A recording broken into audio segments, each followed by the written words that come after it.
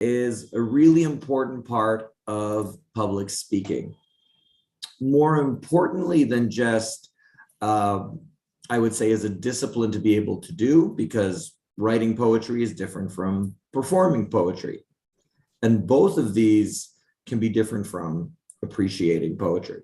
But in whatever format, it's something which we have done, in various forms. We have seen poems. And when it comes to public speaking, it's hard to imagine the role of public speaking without imagining something different from free-form acting, which has all these different artistic rules, and that is what we're going to focus on today. So poetry falls into public speaking in the same way that every other type of public speaking we have learned falls into public speaking, in that it is an audience-focused presentation. It's not like I'm reading a poem in a box where no one can see me for my own artistic enjoyment. It's very much focused to elicit something from the audience. And yet it's sometimes something different from a story or different from a pitch. So what is a poem? Let's have a look. Sarah, can you tell us, please, what a poem is? You're on mute. A literary work in which special intensity is given to expression of feelings and ideas. This is done through the use of distinctive style and rhythm. Wonderful. So poetry is a literary work which is done through elements of style and rhythm. That is the main point and the main takeaway. So I want us to share now a video on poetry. I'm not sure if that's going to work with the streaming. So let's see how this works.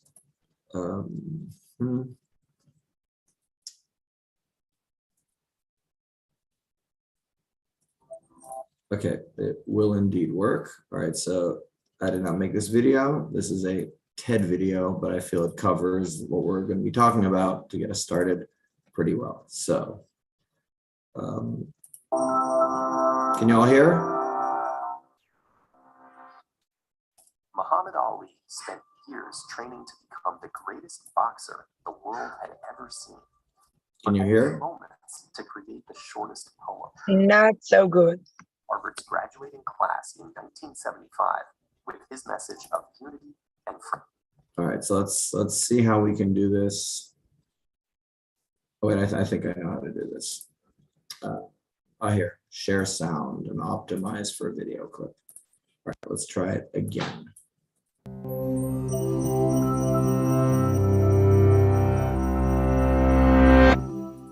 Muhammad Ali spent years training to become the greatest boxer the world had ever seen, but only moments to create the shortest poem. Ali captivated Harvard's graduating class in 1975 with his message of unity and friendship. When he finished, the audience wanted more. They wanted a poem. Ali delivered what is considered the shortest poem ever. Me, we.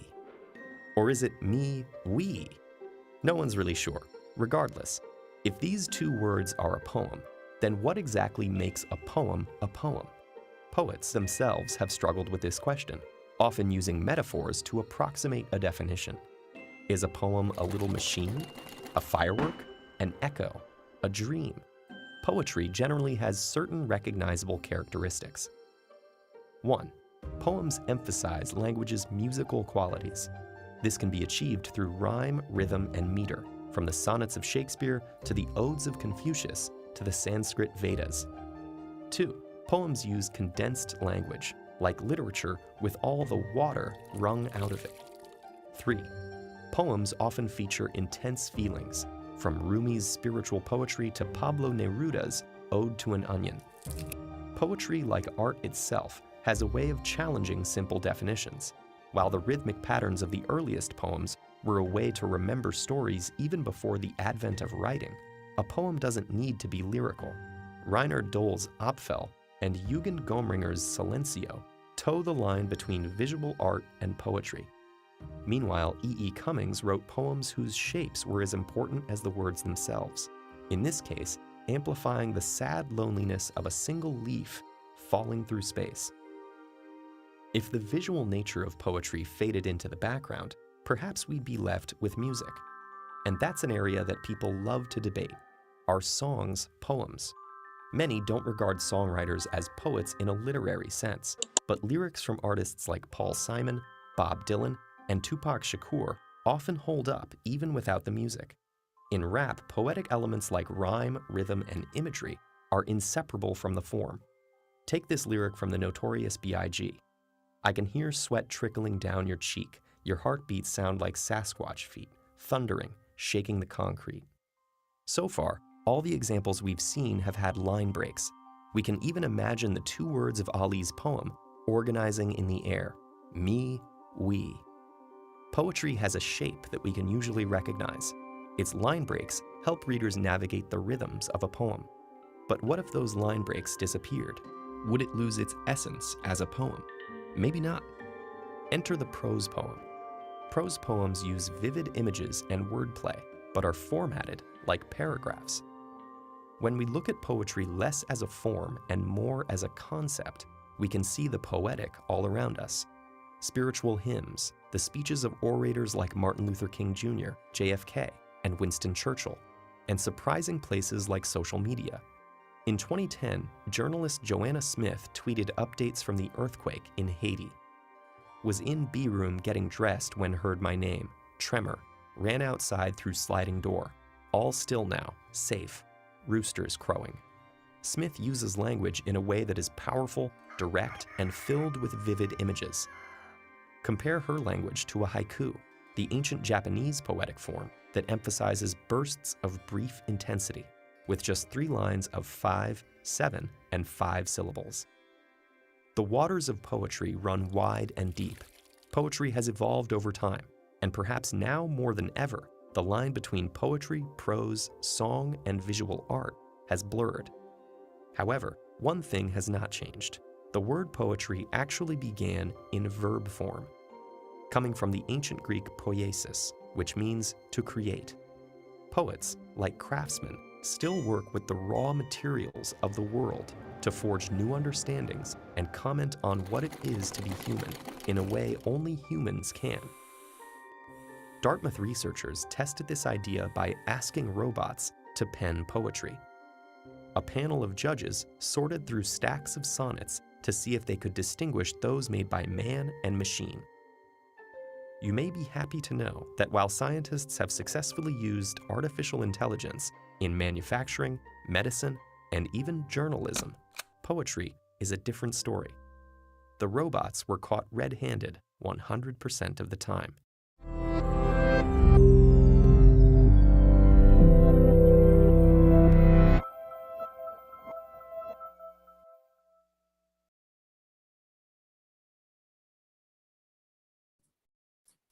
Okay, so I hope that the volume there worked well enough. If not, I'll be repeating the main ideas. Did you manage to get some of it?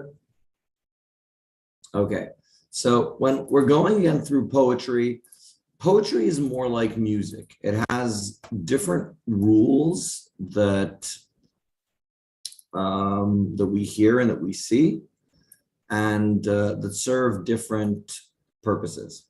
So let's go through a few types of poems and how they connect and how they work. So here are the different types of poetry. Just one second. Okay, so some of these terms we may have seen and used in class. Some of them may seem strange, but they all have different rules, which we're going to go through. So types of poetry are a couplet, a quatrain, sonnet, limerick, haiku, and free verse. So has anyone heard of any of these before? Yeah, I see some nods, some, excellent. Now, by the way, any of these have you used any of these in class with students? I'm guessing that Couplet is when it comes in pairs, and maybe Quatrain in 4 lines. Excellent. Yeah, it's some of these are pretty much exactly what they're seen to be. So let's go through what they are and see some examples. And by the way, these can all be used as good tools for public speaking in class to follow different focuses. So a couplet first. With younger pupils as well? What? With younger pupils as well? If they can read poetry. Poetry isn't limited to really long, complicated words. All right, so Sabina, can you please read couplet? Yeah, just a minute. Okay, a couplet is a 2 lines of verse, usually in the same meter and joined by rhyme, that form a unit. Example, double, double, toil and trouble, fire burn, and cauldron bubble. Okay, great. Now, have you ever read this poem before? No. Okay, but we all felt the rhyme, right? Like it had the same amount of time. Rhythmically, you did a great job. So with poetry, and this is one of the great things when we are teaching poetry to students, is if they read poems that work, they will work and they will present something good, whatever their level of ability. And by the way, the text here is a little bit more complex than an entry poem we may give students, but double, double, toil and trouble, fire, burn, and cauldron bubble, couplet. 2 lines of verse, same meter as far as how long they take, and there's a rhyme at the end. Okay, moving on to quatrain. Michal, please tell us about quatrain. A piece of verse completing 4 rhymed lines. Examples, whose woods these are, I think I know. His house is in the village though. He will not see me stopping here to watch his woods fill up with snow. Okay, so we see here, just like Michal correctly said, the quatrain has 4, quad, 4. And the 4 rhymed lines, we see here that line 2 and 4 rhyme, line 1 and 2 rhyme, line 3 does not, and also never practiced it before, and yet it flows, yet there is something nice about it. Now, the reason we learn about quatrain and couplet is, though we may not have come across them before in English class, is because they are the parts of a sonnet. Now, we've heard of a sonnet before, right? So a sonnet is built up of these parts. So a sonnet is a 14-line poem written with an iambic pentameter, which is the bane of some types of English majors in university. We'll explain what that is in a second. Employing one of several rhyme schemes and adhering to a tightly structured thematic organization. So a sonnet, it has a bunch of these rules. It has couplets, it has quatrains, it has different parts. When we think of, Shakespearean writing or, those longer poetic pieces, those are sonnets, but sonnets are built up of others. Let's see an example of a sonnet. Who would like to read a sonnet? Sagit, will you read us a sonnet? Yes, you hear me? We hear you great. A sonnet, yes. Shall I compare thee to a summer's day? Thou art more lovely and more temperate, rough winds do and Of all the times to have wow, it's hard to read all of that. Is it from Romeo and Yes, Juliet? sometimes Yes. too hot. Yes, it's sometime too hot the eye of heaven's sun shine, and often is his gold. What is that? complexion. Complexion. Okay, and every fair from fair sometime declines by chance or nature's changing course untrimmed. Beautiful. Trimmed.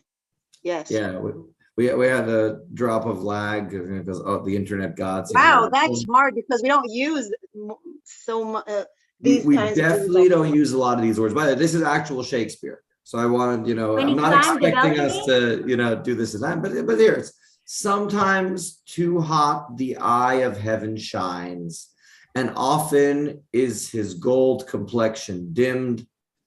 And every fair from fair sometimes declines, rhymes with shines, by chance or nature's changing course untrimmed. So this is quite complicated, this type of a sonnet, where lines 1 and 3 rhyme, and the other 2 rhyme, and they have similar measurements. And this brings us to the iambic pentameter, which describes the rhyme or meter established by the words in the line. Rhyme is measured in small groups of syllables called feet, and the iambic pentameter is usually 10 syllables. So a way to measure a beat is by using syllables. So for example, bat, dog, cat, 1 syllable. Computer, 3 syllables. Microphone, 2. So you can measure, and by the way, one thing which can really help students keep the beats of poetry drills is have them count the syllables on their hands. You know, I went to the store. I should have bought more. Okay. I went to the store. That's 5. Okay. Counting out syllables is a great way to do all of the things we've seen. You can have students write a couplet with a rhyme. You can have them write a quatrain. I definitely wouldn't suggest going straight for sonnets, but you can see that by using syllables, we can reach beats, which then can be read and performed with a certain type of effect. We like rhymes. That's why it's in songs all the time. Oh, I just made a rhyme there. I didn't even try to do that. So for us, there are many things that are comfortable for us in sound, and they are employed in music, which we're not trying to get our students to in public speech, but also in actual public speech. Right? Moving on to a limerick, another form of poetry, which we come across. It's a kind of humorous verse of 5 lines, in which the first, second, and fifth lines rhyme with each other, and the third and fourth, which are shorter, rhyme with each other. All right, Revital, can you please read us the limerick? Revital Yosef? Yeah. The limerick packs love anatomical into space that is quite economical.